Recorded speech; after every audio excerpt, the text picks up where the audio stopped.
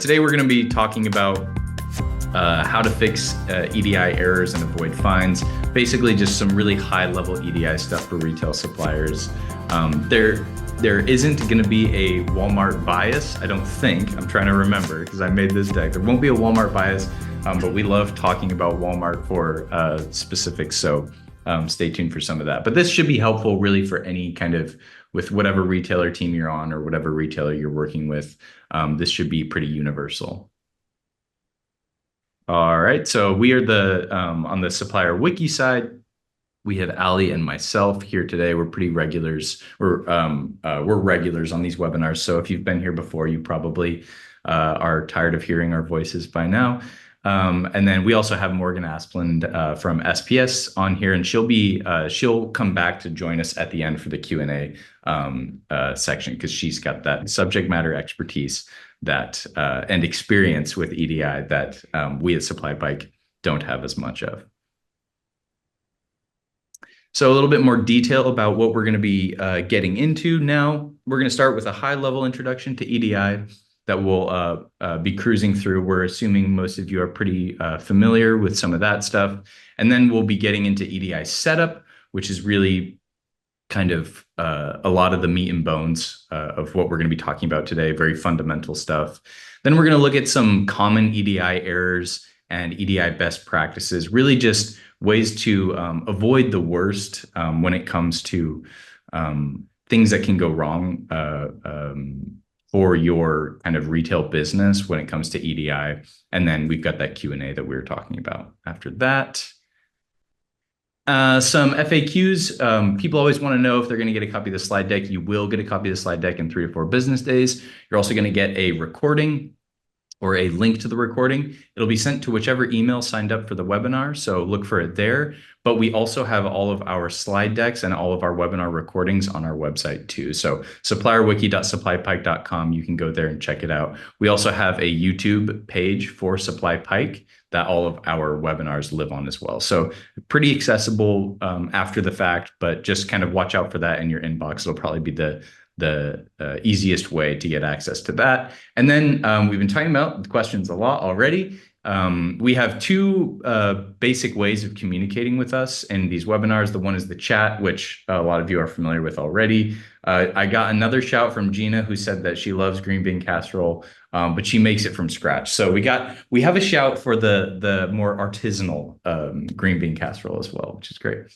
So the chat is for any kind of public discourse. Sometimes we will ask y'all questions and we want to get your feedback on something. That's what the chat is for. And then the Q&A is for the more formal kind of business EDI questions that you guys have.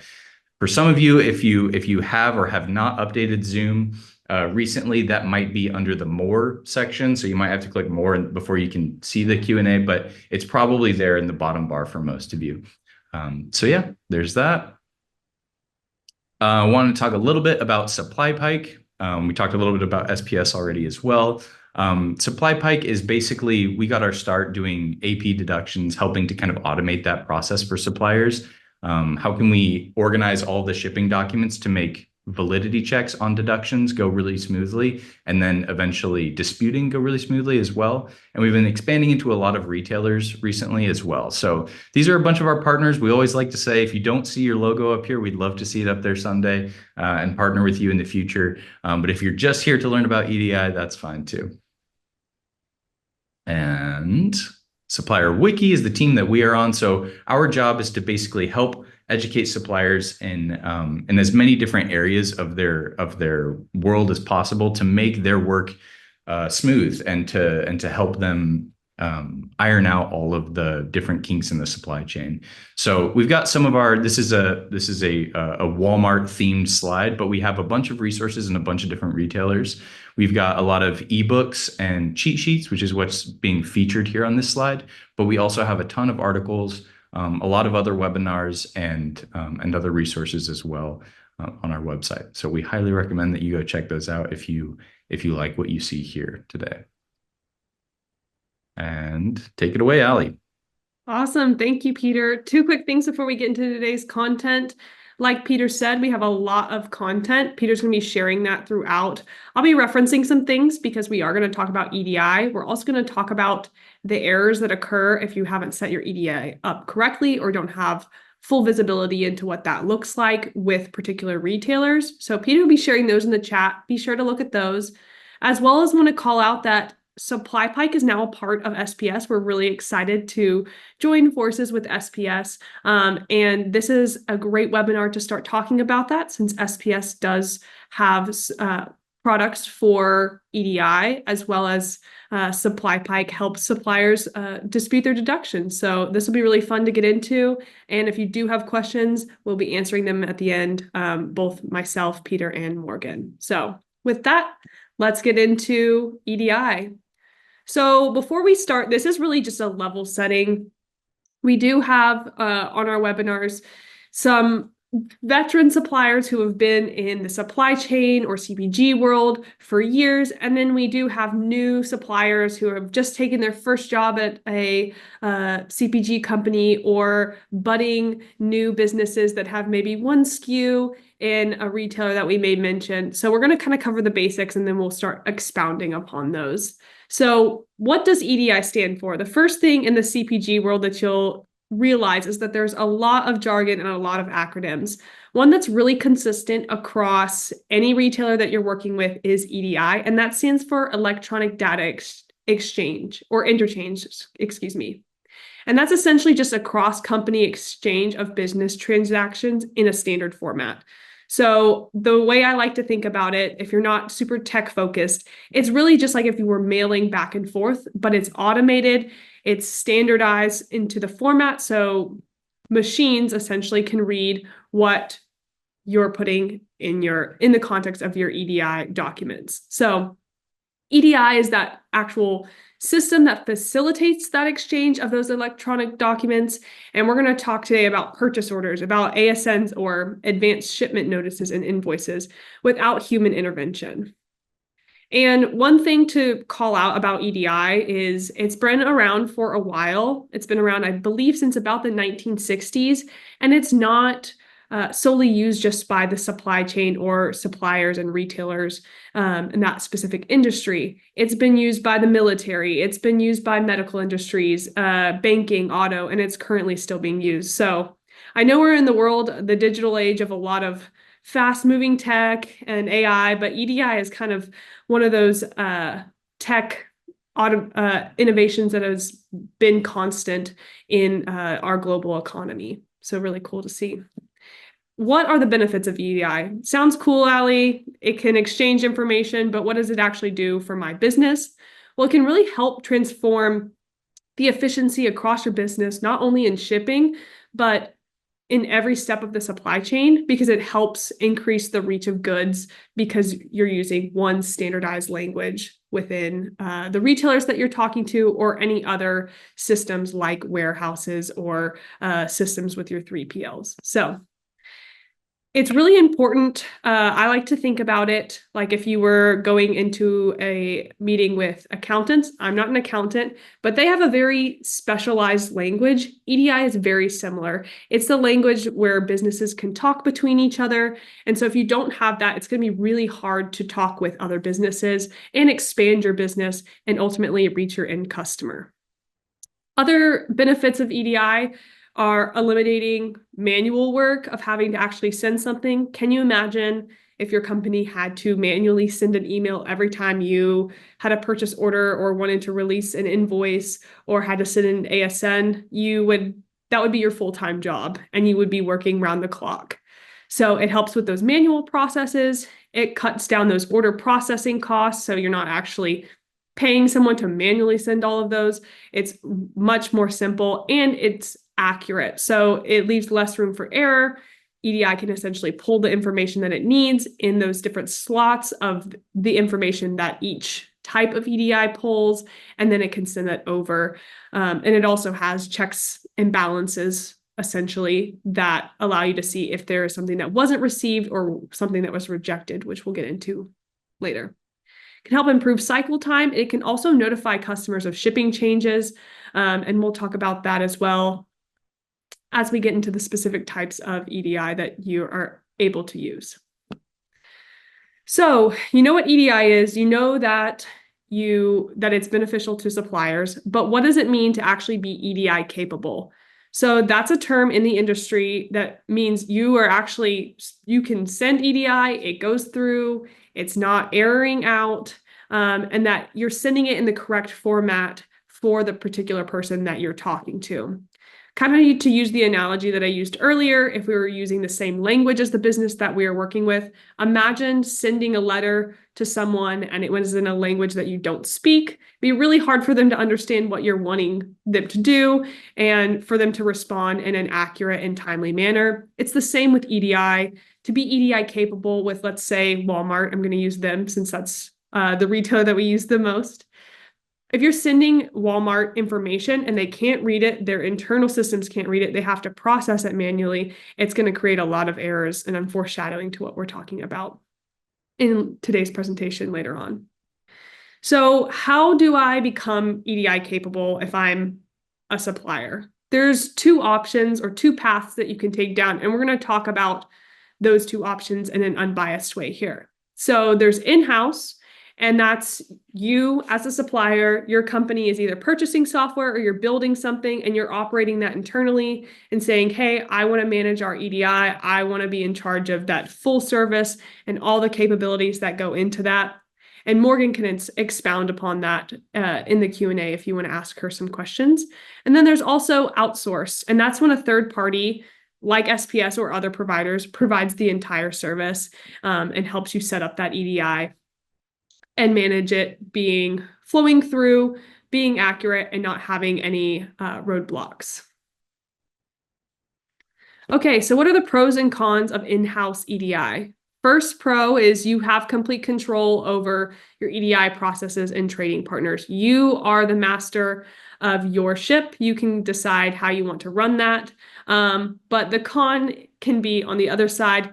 The buck stops with you, and that means you need to be monitoring and maintaining that information. You need to stay up to date on EDI requirements and changes, and you need to have a team that is capable to support that in-house. So some of the other pros, just to bounce back to that side, is the ability to customize and quickly respond to different requests. So like I said, you're in charge of it. You're the master of your EDI processes and making sure that that is running smoothly and being transmitted correctly with all of your partners. But that can also be a con if you just don't have the infrastructure and resources and human capital to then support that. And then outsourced EDI, there's pros and cons for both. You don't have to worry about operating technology. So if you know nothing about EDI, maybe this is the one for you. Your EDI provider can handle some of your trading partners' special requests because as we get into today, I'll foreshadow a little bit more.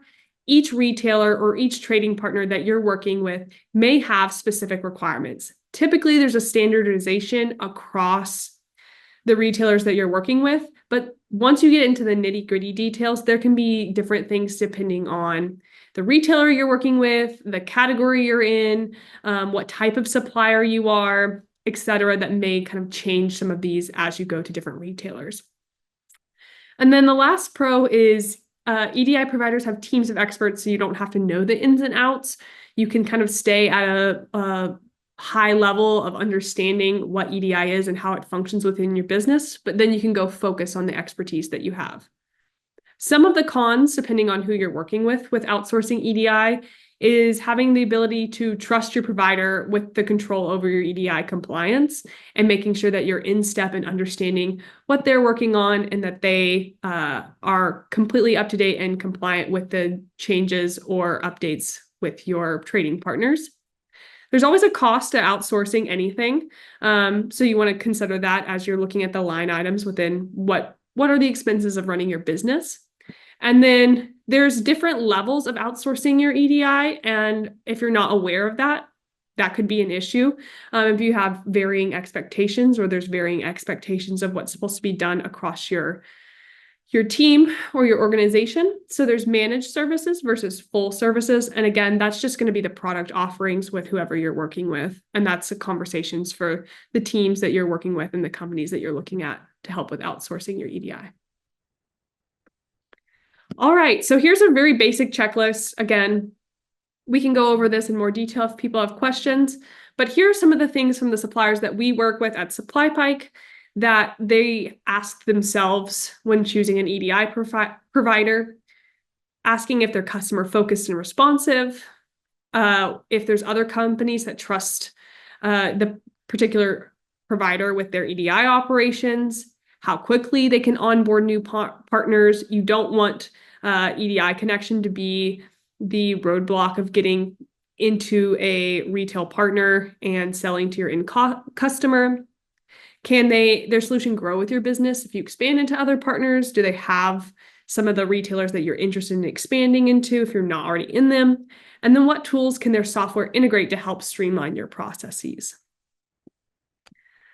All right, and then we're going to talk a little bit about EDI capability in AS2 certification, which is going to tie into the conversation we've been having about being EDI capable. So if you're a smaller company, you may not be aware of this, but many suppliers at major retailers are required to have EDI capability that is essentially just a standard called Application Standard 2 certified. And that's essentially saying, hey, the data that you're going to be sending through EDI is going to be secure and it's going to be accurate. So most of the major retailers like Walmart, Target, Amazon are going to require a certification. So if you do choose to do in-house EDI saying, hey, I want to run this, I want to be the master of my own EDI ship here, then Walmart, Target, Amazon, other retailers, just depending on who you're looking at going into, require certification. And it's essentially a third party that says, hey, yes, this retailer, or I'm sorry, this CPG company, this supplier is certified. They do send information accurately. All of the EDIs that they are sending are going through correctly, and the data is accurate and secure. So that's just really a one-time check that needs to happen, or depending if that retailer has different requirements, and making sure that you're able to send that information over and continue to work with them as a partner. All right, now we're going to get into the common EDI codes in retail. Now, I'm only going to cover, and I'll get into this slide, the 4 on the side that are bolded. So purchase orders, invoices, application advice, and then functional acknowledgement. And then I'll also cover advanced shipment notices. We added that one in as well. But if you're not familiar with EDI, there are hundreds of codes that are attached to EDI. With that, it's difficult to memorize them. The ones I would memorize are the ones that I have bolded here, as well as advanced shipment notices. So knowing those numbers and familiarizing what information is attached to those. However, Supplier Wiki does have a EDI cheat sheet where we've listed out almost I think it's over 200 different EDI codes that you can go reference and understand what those are. So go and check that out. Peter will send that in the chat as well. All right, let's get into what these EDI codes are and talk through them here. So actually, I want to go back just to make sure I'm clear. You'll see that with purchase orders, you've got EDI 850 and 875. Some of you may not be aware of 875. That's probably because you're not considered a grocery supplier. So 875 and 880 are for grocery suppliers specifically, and that really just ties to making sure that they have all the information for freshness and essentially specifics that are going to be related to food or produce. So as I'm referring to EDI 850, you can think about EDI 875 as well. So this is kind of the bread and butter, one of the most common EDI codes or documents that is sent. And this transaction documents the materials requested by the buyer, which would be the merchant or retailer in this case. And it's going to contain things like your item description, your UPC item code or case code, unit prices, payment terms, discounts, and requested delivery dates. One moment. allergy season. So this information is really important to have accurate. I'm going to foreshadow to some of the conversations that we'll have towards the end. But if this data is incorrect, it's going to cause a whole world of pain on the other side when you are having that EDI transfer, and then maybe there's a shortage later or an overage, et cetera.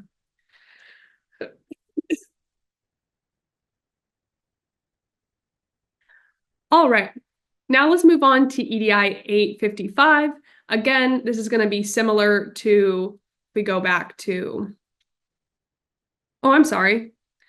I spoke out of turn. This is the purchase order acknowledgement. This is the document that is essentially just saying the seller is acknowledging that there has been a buyer's purchase order, and the benefit of that is the customer is more likely to buy knowing that they will receive the correct quantity on time. So it's just saying, hey, yes, we can supply this. We have, we're going to be creating an order. We're going to be creating an order, and then we'll notify you once that's created. So it's really these just checks between the two parties as the process is happening, so no one's left in the dark, and allows you to then trigger sending other EDIs and triggering other actions like sending the actual product, sending a truck. So it allows the whole process to move seamlessly if things are updated correctly and being transferred correctly. All right, EDI 810 is that invoice. That is when you get paid, or right after that is the signal to get paid. And that is going to be helpful for ensuring that you're paid and that you have the correct services or items that are connected to that, and the payment terms as well as the amount that you're expected to be paid on those items. So extremely important. This is a document too, especially in our world of disputing and recovering fines, to have on hand if you're going back and disputing AP deductions that are saying, hey, you never shipped any of the goods that are available. You can send this over, and that's a easy way to attach for proof documentation. All right, we're going to talk about ASNs here. We're going to spend some time on ASN. Excuse me. So ASNs, this is another acronym, stands for Advanced Shipment Notice or Advanced Ship Notice. And it's very commonly used in the retail industry and really is important, especially for Amazon and Walmart use these pretty regularly as well. And this communicates the contents of the shipment to the buyer saying, hey, we got your note that you want this information. We're sending this over. This is the carrier that's going to be delivering this. This is the products and their quantities that is coming to you.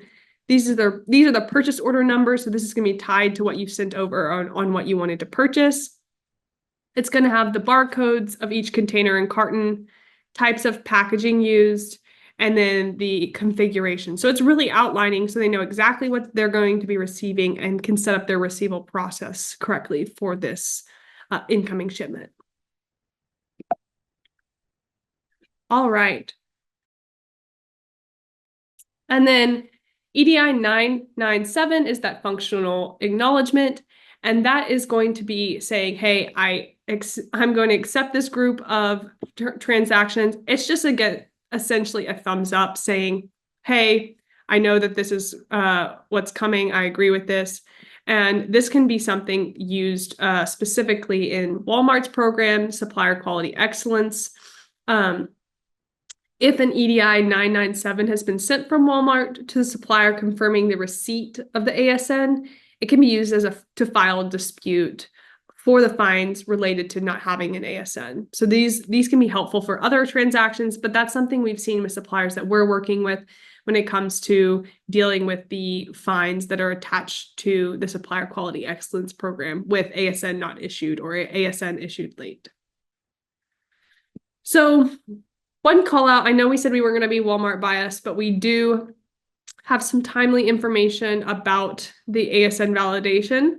Recently, Walmart changed this process at their compliance level. So with the SQEP program, the Supplier Quality Excellence Program. We actually have an article documenting exactly what happened with this and how suppliers need to adjust. But you can also find this particular image and some of the documentation that Walmart released in Retail Inc. In the Supplier Academy and in their quick learning for ASN shipment notices. All right, so I foreshadowed a little bit about how you can dispute and use those particular EDI documents to respond to fines, but the most important thing before responding to fines or using those documents in disputes is learning how to avoid those common EDI errors that may actually trigger some of the deductions or compliance fines that you may see at particular retailers. So what does that look like? What are the EDI errors and what can happen if EDI is set up incorrectly or it's not sent through and then not addressed correctly? It can result in missed orders, obviously. If you send a purchase order incorrectly, you're going to have a missed order or maybe a delayed payment.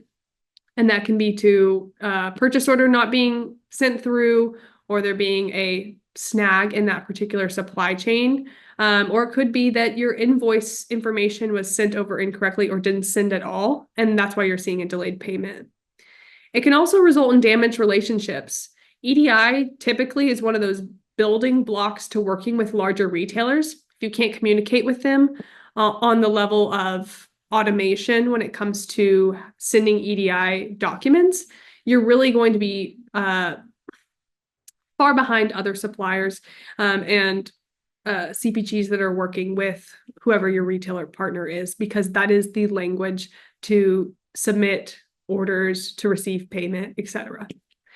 There can also be issues with inventory shipments arriving at the warehouse. So a very common issue that we've seen with suppliers, and I'll probably reference this several times, is shortages and overages. So if you have the incorrect information or it's not being sent through, you could see a overage at one DC where for some reason the information was transferred incorrectly, where they got more product, and the DC that has zero product and you're seeing a code 25 or just whatever the particular code is for that retailer where they have no inventory at all, you may see the disparity lining up, and it could be tied right back to your EDI documents are not transmitting correctly or there's errors on those documents. So that's on one scale. We're talking about one maybe PO where that's happening or one instance.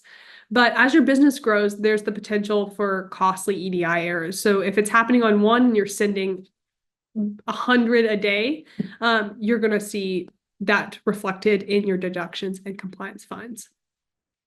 All right, so here's the typical EDI flow. We've already kind of covered this. We talked about which EDI document triggers that flow. And then we're going to talk a little bit about how it can start to break down. So first, you're going to receive a PO from that retailer. Then the vendor is going to send an invoice and an ASN to the retailer saying, hey, this is what you're going to owe me for this, and here's what's coming to you. Depending on shipping, you may have a different situation if you are collect, but if you're prepaid, then the vendor is going to send the documents to 3PLs and the logistics team. So those same EDI documents, the same information is going to be transmitted to whoever's picking that up, so they know what they're picking up, what's the quantity, how should it be loaded into the truck, and where is it going. And then the retailer can then send credit or debit adjustments, meaning they're paying that full invoice because they said, yes, we got all the inventory. We're very happy.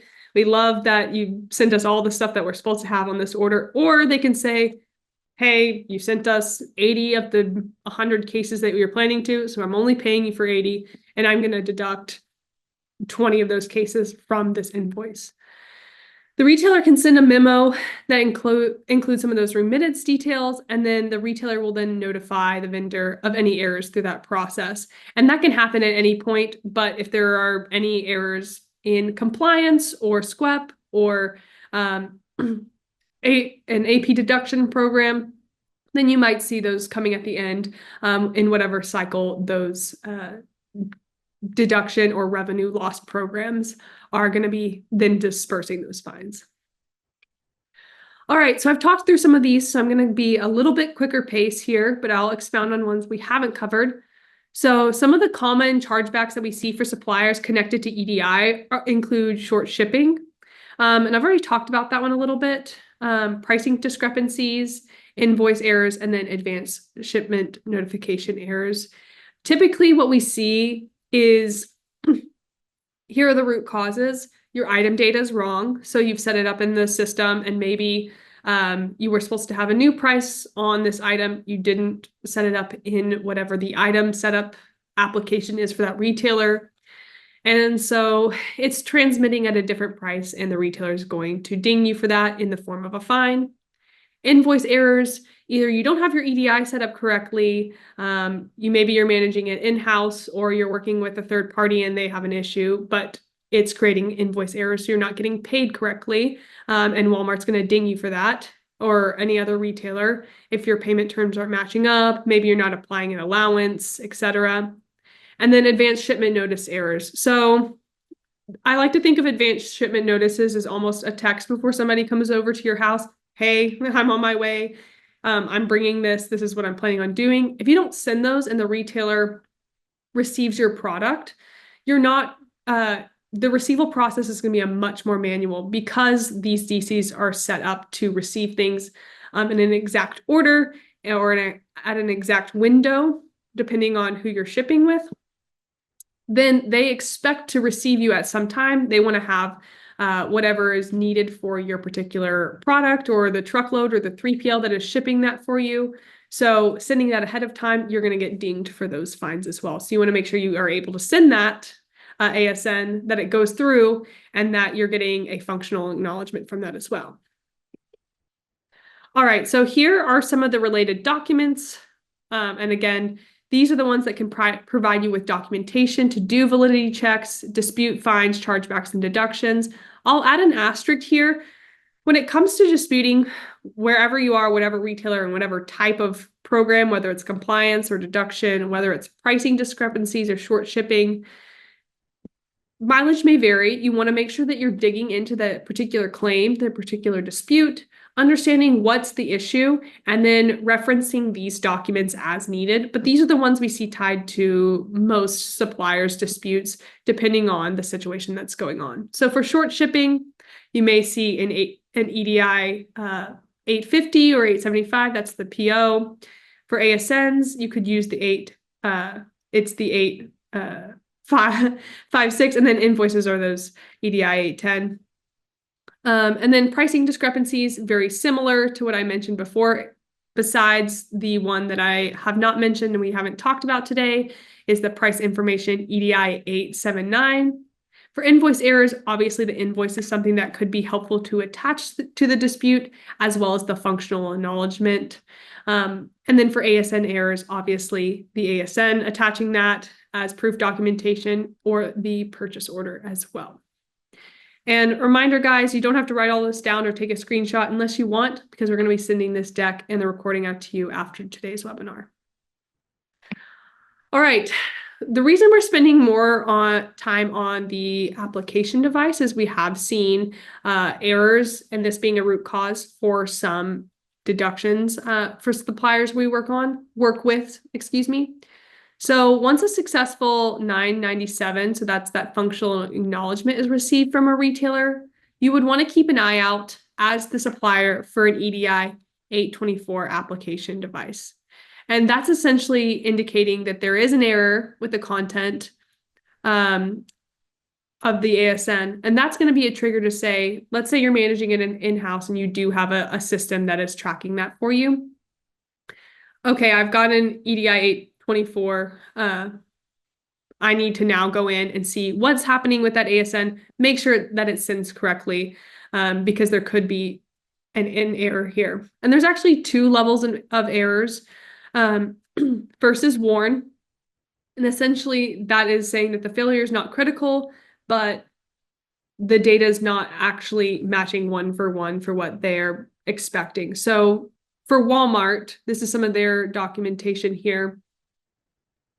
You want to make sure that you're going in and updating that, seeing what dots you connect there. It's still usable, but there may be issues. So maybe that's a PO that you want to say, hey, let's check that. I bet that that's going to come through as a deduction later, or this may be the key to some of the root cause issues that we're going to see with this PO, whether we get a fine or not. And then error is going to be kind of that code red. That's when your ASN data is fully rejected, can't be used by Walmart or other retailers. And that should be corrected immediately and reset. So if you're managing that in-house, that may be something that is taking a little bit more of your team's time, depending on who's working on that. Whereas if you're working on that with a third party, they may have a different system in place that helps you understand that and may correct that themselves. So another thing to think about when you're choosing an EDI provider. All right, and then this is just additional information about ASNs, again, being a little bit Walmart focused because they did come out with some ASN changes. I believe it was in Q3. They actually have an ASN dashboard, and you can access that through the channel that's listed below. So you can go to Retail Link and then to a Supplier Academy. And this actually allows you to pinpoint particular pain points in the ASN process. Really rich data, helpful for root cause, understanding what may be going on with other POs that are happening, or even understanding if your businesses are set up similarly with other retailers, what the issue may be. So not all retailers have this information, but Walmart does provide this for their suppliers. All right, we're getting close to the end. It would not be a supplier wiki webinar if we didn't talk about best practices, because we've started with the basics. We talked about how you can avoid any of those errors and not have those headaches. But ultimately, things happen. Sometimes there are errors, even if you've set up, even if you've certified, even if you have the #1 EDI provider, even if you have an EDI wizard on your team, things can happen. But we talked through that. Here's just some best practices from the suppliers that we work with, from the learnings that we've taken away on what makes your EDI system and documents sent best. So the first is item setup.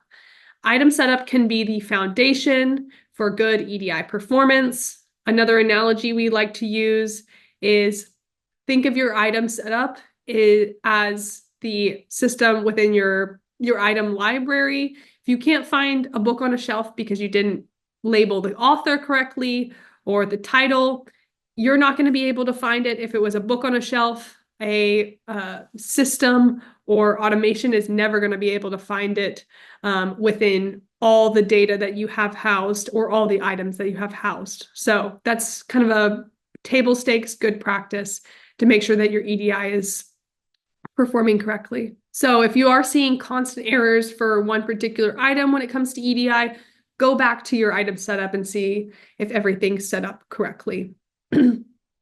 Another tip is having items described to the retailer in the way that the supplier intends to talk about them. That helps save trouble down the road. And then doing item setup via EDI can be helpful for getting congruence across all of those issues. Invoicing is another place to spend some time and think about best practices. So if you're invoicing, you need to make sure that if there's any retailer expectations in item setup or the purchase order or any of the documentation being pulled over from the invoice, that is correct. And something that we see quite often with suppliers is when we're doing validity checks and we're looking at their deductions, you may be able to trace a lot of your deductions back to a error in setup. So making sure that if you're invoicing or sending a PO, that it's under this specific type of unit that they would like to see as your retail partner. So one case is a supplier setting something up as cases instead of eaches, and that will mess up your entire system, obviously, because if you're sending cases when it's supposed to be eaches, that's going to be a different price point, a different type of a quantity of product that they're going to get. So that's another one to check within your item setup, as well as how it's pulling into your EDI documents. Another best practice is thinking about the proper ship type expectation. So matching with those retailer expectations for ship type, whether it's going to be collect or prepaid, and making sure that that is congruent on your EDI documents. And then the retailer's EDI is going to show that shipments are collect.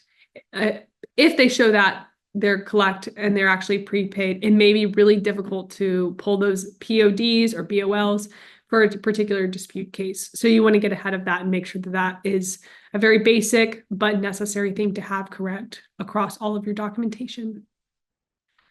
And then let's say that you have an EDI provider. Here's some of the best practices to working with them.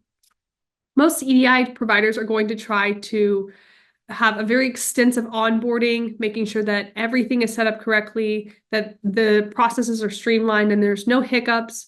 So you'll want to be expecting that and engaging with that to make sure that you're spending the time to set up your EDI system as correct as possible, so you're not going back and having to address any errors.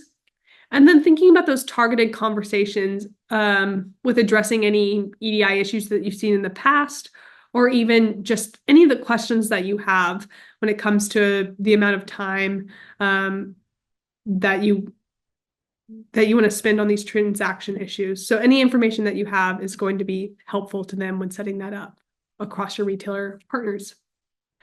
All right, these are just the general best practices, and then we're going to get into the Q&A. So take note of all the required transactions within your retailer partner and across the partners that you work with. Use the suggested transaction sets to promote transparency. Know your retailer policies and rules, and make sure that you have protocol set up to ensure compliance, and that's transferred over to what's actually executed. Make sure that you are automating that, and if you need to customize it for the retailer specifically, that you're making those customizations. And in the case that a chargeback happens, deduction, fine, make sure that you're addressing the error, but also that you're finding the root cause of the issue, so you're not seeing it crop up on other EDI documents or any of the other issues within your supply chain. All right, that's the end of what I'm sharing. I'm going to invite Peter and Morgan to come back on, and we'll get into the Q&A. So I'll let Peter kick us off and see what questions we have. All right, we got just a few questions, so definitely get them into the Q&A if you have any that have been kind of festering a little bit as we've gone along, or that you're thinking about.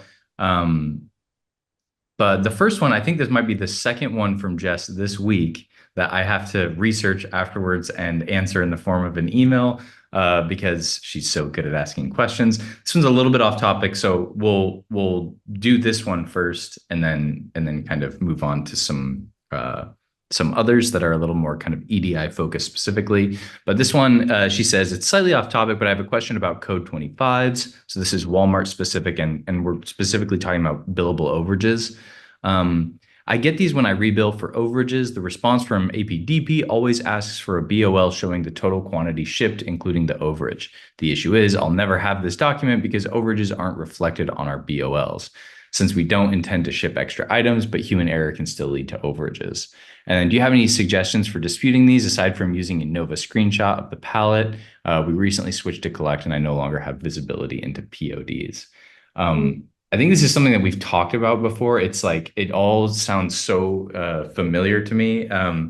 But I think that this might be kind of a loophole that that specifically Walmart has, where they will hit you with a code 25 after accepting the invoice for the overage later on.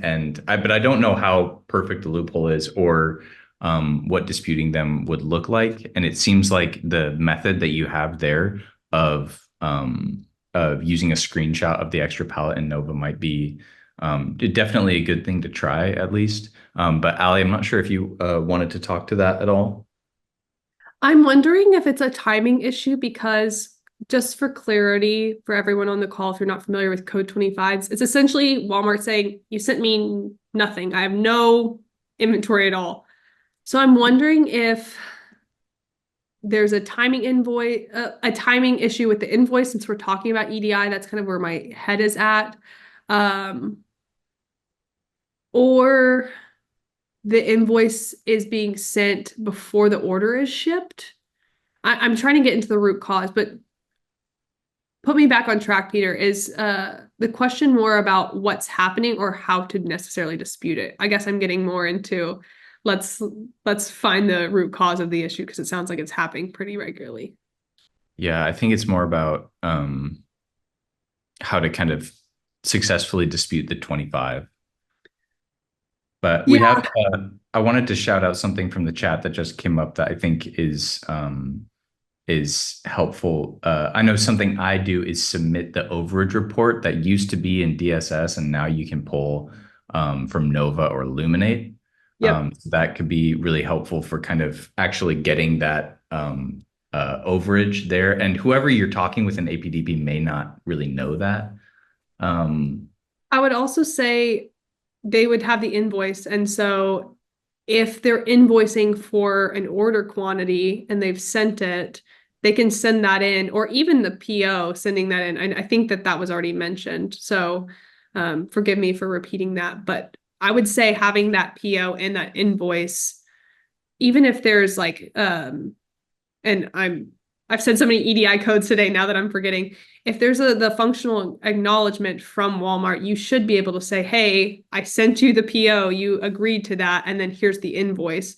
Um, I don't think you have to necessarily rely on the shipping documents. And sometimes, in cases of like code 25s, that's not the smoking gun necessarily. If you have an overage report and then some of those EDI documents that we talked about outside of anything pulled from a BOL or POD. So okay, great. We got one more Walmart related question, and then we'll go on to a question that we had in the chat. Um, any tips on getting into the auto PO program? I haven't heard that phrase in a long time. I think it's just a SWEP thing. Like if your PO, your SWEP phase one performance is really good, then they invite you into this program that will kind of make it even better, basically. So I think that's what it is. I can't remember the percentage of like PO accuracy or the score that you need. I think it's 95. I pulled up our article that we have on it. I'm sending it in the chat now, if you want to read up on it. And there is an email that Walmart has provided to reach out for the auto PO update program. If you don't have 95% though, I'm assuming Walmart's probably going to say, call us when you do. Yeah, I think it's one of these weird things of like it's trying to incentivize improvement on the PO score, but then also the reward is like improving more. But yeah, it's a little throwback, nostalgic um, Walmart question. Okay, we had a great question here in the chat. What are the best documents to use to dispute ASN chargebacks, such as ASN accuracy or ASN late? Is it a copy of the transmission with the ISA number, or is there something better? Also, what is the typical win rate for the ASN disputes? Morgan, maybe you could speak to some of those questions at least. Yeah, definitely. So it definitely depends on what the chargeback is related to within the ASN. But if it's, an ASN late, maybe it's proof of delivery, bill of lading documentation. If there's some sort of discrepancy in the data that's being provided, you can reference the raw EDI data that was sent from you to that trading partner. So there's a number of different ways to go about troubleshooting it, and depending on whether you outsource your EDI or have it in-house, there's different types of reporting that's available. So if you outsource it, so SPS, for example, we have a monitor tool that allows you to dig into all of the nitty-gritty details related to EDI to really troubleshoot and cross-reference the accuracy of the advanced ship notice. But if you're doing that in-house, maybe you have some internal systems that you can reference. And then Peter and Allie, I'll pass it back to you to maybe talk about the win rates for ASN disputes. Yeah, I don't think that we have a lot of insight into that, at least not that I remember. Wanted to shout out the 997 functional acknowledgement.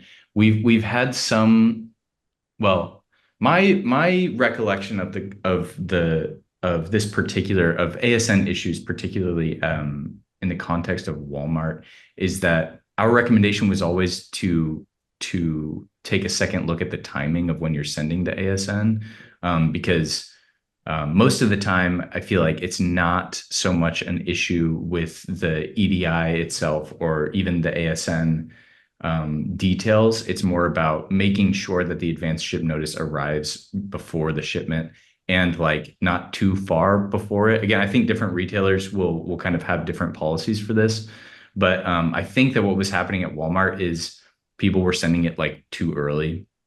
So after a certain amount of time, it would kind of time out, and then they would get back in the day, it was an ASN not downloaded fine. Mhm. That was the name of it, and I think that still exists, but it was kind of nondescript.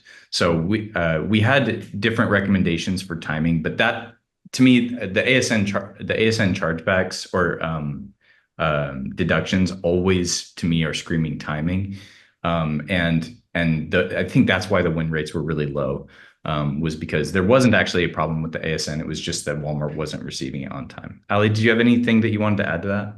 No, that's what I've seen mostly is there's late ASNs, there's ASNs not received, and then ASN errors. Peter, you're saying something a little bit different. Late ASNs were definitely an issue. I think the one issue I want to press into a little bit more is those it's not received. So that can be, the system could sort that and say, hey, it's not received, but it's really just late. And that's a huge part to why the received was larger. Going back to win rate, I'd have to look at a like smaller level, because that's going to depend on really suppliers. We don't have that data aggregated at our level.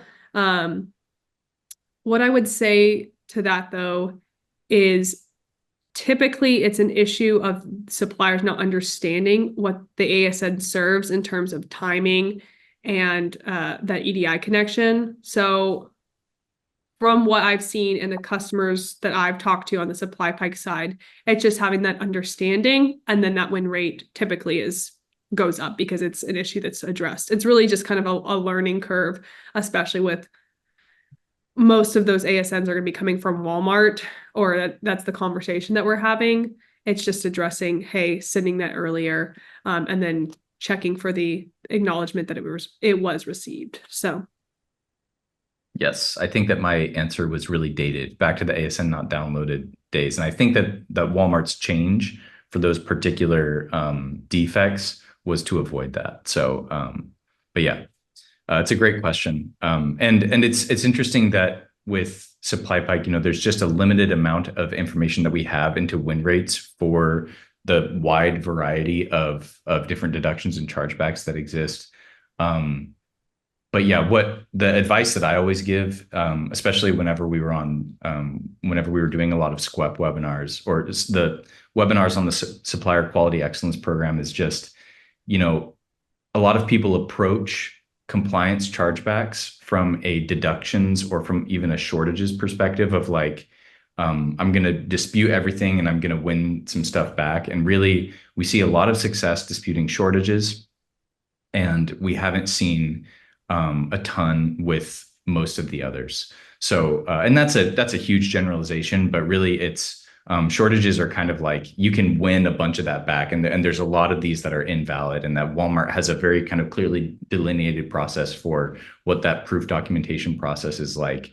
But when it comes to SQEP fines, when it comes to compliance fines, more often than not, it's Walmart's or the retailer's way of communicating with you the changes that they want you to make, and yeah, win rate, I would imagine for ASN is going to be super low relative to something like shortages. So wanted to call that out. Okay, last question. We're getting pretty close to time here. Is about, I think this is probably a retailer specific question, but it hasn't been fully kind of fleshed out in the question. But how do you fix the error warn missing package description? We may have to pass this one on to someone else as well. Yeah, I can take my best shot at this. So Without understanding more context related to this question, it could be a few different things. I would start with one, contacting your buyer or contact over at your trading partner. It could be a result of they are missing relevant and necessary item information from you, kind of like what Allie was talking about. Providing that accurate item information from the beginning is such a best practice to set you up for success with trading with your trading partner. So that's what I would lean on. Oftentimes, a lot of the item information that retailers expect to receive back from you is already sent on that purchase order. So if it's missing from the purchase order from the beginning, there's a good chance that you're not actually sending it back. You might not even be aware that it's required for you to send back. So that's kind of where I would start. Otherwise, it's just depending on your EDI solution, just validating that those fields are being populated at the time that that document's being returned. I don't have much to add to that. I do kind of want to throw it back to Morgan, just as you're bringing up some of the best practices. We mentioned a lot of best practices today. Are there any that we missed off our list, or even that from your experience working with suppliers, retailers, lots of the people connecting with SPS Commerce that we should include in today's conversation? Yeah, good question, Allie. We covered a lot of really great best practices and content today. I think that what I would just really take back and ask your teams and ask yourself, like, is EDI a core competency of your business? Like, knowing those vendor guides and knowing those EDI requirements is really complex. And so there are a number of different ways that things can go wrong. And so it's just a matter of understanding where a particular label should be placed for this particular trading partner versus a different trading partner, and all of the necessary data that's needed to be sent across the board. So I think that it's really asking yourself, like, do I need a full team or an SOP in-house to fully understand how to work with some of these retailers? Or is it something that I really want to partner with a subject matter expert in the space to help me excel at? Yeah, I love that. Hit it on the head, Morgan. Peter, any more questions before we end today's conversation? Nope, I think we're all set. Okay. Thank you, Morgan, and everyone joining for engaging with us. Morgan, particularly, thank you for answering questions and bringing your expertise. Peter's going to send in the chat if you are interested in looking at SupplyPike or SPS Commerce. We talked a lot about deductions and compliance fines. Go check out SupplyPike for that. If you're interested in a full service EDI provider, go check out SPS Commerce. And we hope to see you guys at another webinar in the future. So have a great rest of your Thursdays, and thank you all. Thank you.